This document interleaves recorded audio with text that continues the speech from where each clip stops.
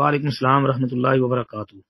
محترم بھائی، پہلی بات تو یہ یاد رکھیں کہ اس مسئلے کا جواب اس گروپ میں پہلے بھی دیا گیا ہے حضرت سعد رضی اللہ کے حوالے سے۔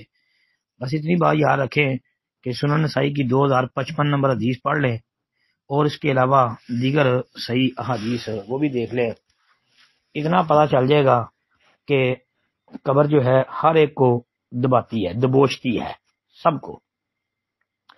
اور یہ روایت بھی آتی ہے کہ اگر کوئی قبر سے نجات حاصل کرتا تو سعد رضی اللہ عنہ حاصل کرتے، اتنی بات آتی ہے۔ دبانے کی حد تک تو ہے، باقی یہ کہ دائیں سائڈ والی پسلیاں بائیں سائڈ میں اور بائیں والی دائیں میں چلی گئی، یہ والی روایت جو ہے سنن صحیح نہیں ہے۔ باقی جی دعائیں تو کئی ہیں، مثلا ایک دعا ہے ابن ماجہ میں 3838 نمبر حدیث دیکھنے، حضرت عائشہ رضی اللہ عنہ مروی ہے ان سے، اللہم انی اعوذ بک من فتنۃ النار وعذاب النار ومن فتنۃ القبر وعذاب القبر۔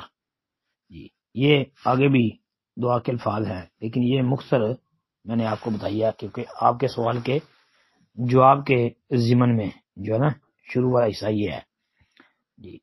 قبر کے فتنے سے، قبر کے عذاب سے بچنے کے لیے زبردست دعا ہے۔ اس کے بعد صحیح مسلم کے اندر نبی علیہ الصلوۃ والسلام نے آخری تشہد میں جو 4 چیزوں سے پناہ مانگنے کی دعا دی ہے، ان میں بھی قبر کے عذاب اور فتنے جو ہیں ان سے بچنے کی۔ السلام علیکم ورحمۃ اللہ۔